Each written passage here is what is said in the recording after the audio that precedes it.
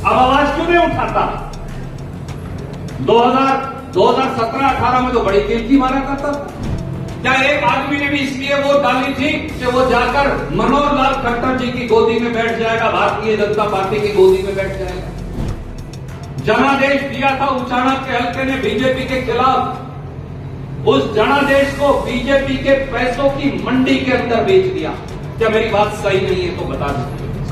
और वो आदमी जिसको हमने एमएलए बनाया था, वो 2 साल उचाना में नहीं बढ़ा, वो दारू बेचकर पिछले दरवाजे से रुपये कमाने कर गया। किसान जोड़ी फैलाकर नरेंद्र मोदी और बीजेपी से न्याय मांगने गया था।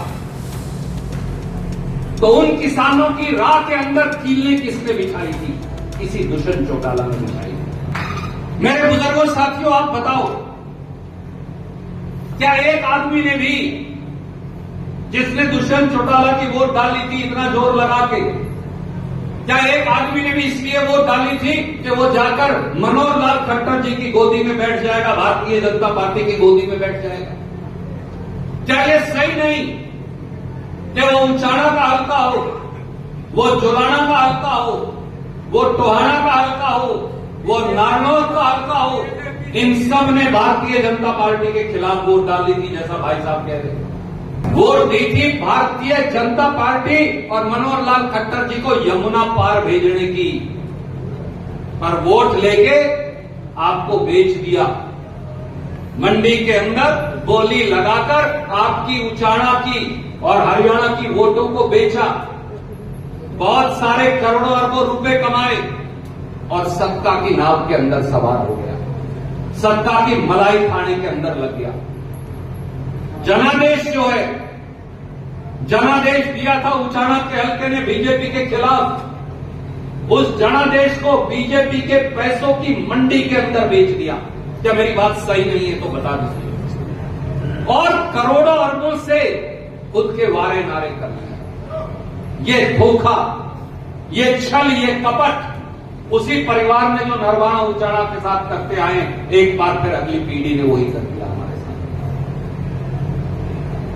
मेरे बुजुर्गों साथियों, कोरोना के अंदर मैं, ये मनोज भाई, रामपाल जी, हम सारे साथी एक एक दुकान, एक एक गांव के अंदर कहीं हाइड्रोक्लोराइड का छिड़काव, कहीं एक एक जगह अस्पताल के अंदर जाकर वो जो डॉक्टर लगाते पहना करते हैं वो, कहीं ये हैंड सैनिटाइजर, कहीं मास्क, हम तो अपने पट्टी लगाकर मुंह के ऊपर जान की परवाह न किए वो बांटते फिर रहे थे।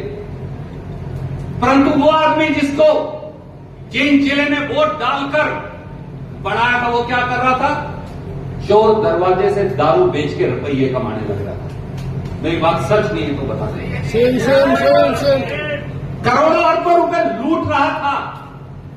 हरियाणा के लोग, वो व्यापारी हो, किसान हो, गरीब हो, एससी हो, बीसी हो, नौजवान हो, महिला हो, वो मर रहे थे, वो ऑक्सीजन के लिए सिसक रहे थे, वो दवाई दारू के लिए, डॉक्टर के लिए सिसक रहे थे। और वो आदमी जिसको हमने एमएलए बनाया था, वो 2 साल उचाना में नहीं बढ़ा, वो दारू बेचकर पिछले दरवाजे से रुपये कमाने कर गया। ये उसने हमारे साथ किया, हमारी वोट से। मेरे साथियों, मेरे बुजुर्गों, ये धरती मेरी भी मां। इस धरती के एक एक कण से रणदीप के शरीर की भी संरचना हुई, इसलिए पीड़ा होती है। वोट लिया हरियाणा के किसानों के नाम पर, उचाना और नरवाना के किसानों के नाम पर, और उसके बाद धोखा करके जब सत्ता में बैठ गया, जब लाखों किसान दिल्ली की जोड़ी पर दस्तखत दे रहे थे, गुंडागर्दी या बदमाशी के लिए नहीं, किसान जोड़ी फैलाकर नरेंद्र मोदी और बीजेपी से न्याय मांगने गया था, तो उन किसानों की राह के अंदर कीलें किसने बिछाई थी? किसी दुष्यंत चौटाला ने बिछाई थी। क्या ये सही नहीं कि हरियाणा सरकार के पीडब्ल्यूडी मंत्री दुष्यंत चौटाला ने दिल्ली के बॉर्डर पर, ताकि किसान हरियाणा, पंजाब और पूरे देश का आके दिल्ली ना जा पाए, कीलें लगवा दी, नश्तर लगवा दिए, बुलडोजर हटा दिए, बड़े बड़े बोल्डर लगा दिए। जब किसानों को गाली दी जाती थी, जब हमको नक्सलवादी कहा जाता था, जब हमको उग्रवादी कहा जाता था, जब मंडी के जो हमारे व्यापारी हैं इनको लुटेरे कहा जाता था भारतीय जनता पार्टी के द्वारा, तो उनकी गोदी में बैठकर उनके साथ मिलकर गाली देने का काम दुष्यंत चौटाला और उसकी पार्टी के लोग किया करते थे। लानत है ऐसे लोगों के ऊपर, ये उन्होंने हमारे साथ किया। हेलीकॉप्टर में चढ़कर मनोहर लाल खट्टर के साथ उस धरने के ऊपर से दिल्ली चले जाया करते थे, क्योंकि सड़क का रास्ता नहीं। मैं आपसे पूछता हूं, जब उचाना का, नरवाना का, हरियाणा का किसान दिल्ली के बॉर्डर पर मरने लग रहा था, न्याय मांगने लग रहा था, इस्तीफा देकर दुष्यंत चौटाला उनके साथ जाकर क्यों नहीं बैठा? अगर अपने आप को किसानों का हिमायती कहता है, दिल्ली में हेलीकॉप्टर में उनके ऊपर को क्यों लगकर जाया करता था? उनकी सुध लेने क्यों नहीं गया? उनके आंसू पहुंचने क्यों नहीं गया? उनके क्रियाक्रम तक में क्यों नहीं गया? उनके संस्कार पर क्यों नहीं गया? इसलिए कि सत्ता की मलाई खानी थी, ये उसने किया। मेरे साथियों, मेरे भाइयों, मेरे बुजुर्गों, ये वो आदमी है जो हमारे इलाके की आज नुमाइंदगी करता है, जिसने चुनाव तो लड़ा नौजवानों को एक सुनहरे भविष्य का सपना दिखाकर, पर पिछले 4 साल से 35 पेपर लीक हो चुके, बिक चुके। एक शब्द दुष्यंत चौटाला के मुंह से क्यों नहीं निकलता, मैं आपसे पूछता हूं। ये तो जरूर कहा करता था, मैं हरियाणा के बच्चों के लिए ये करूंगा, वो करूंगा, बाहर 75% रिजर्वेशन लागू कर दूंगा। मैं आज पूछता हूं, एनसीएस के अंदर 1 तिहाई हरियाणा के बाहर के लगे, उनके लिए हरियाणा के और सरकार के खिलाफ आवाज क्यों नहीं उठाई दुष्यंत चौटाला ने? और ये नहीं, 2021 में एसडीओ लगे, जो जनरल कैटेगरी के 99 एसडीओ लगे, उनमें से 77 बाहर के हैं हरियाणा से।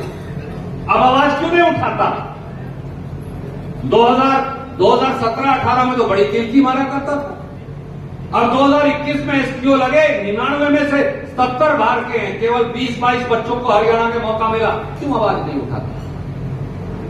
टेक्निकल एजुकेशन के लेक्चरर लगे 157, 106 हरियाणा से बाहर के। क्यों दुष्यंत चौटाला की जबान पर ताला लगा हुआ है सत्ता की मलाई का, रुपयों का, क्यों उनकी आवाज नहीं उठा पाता?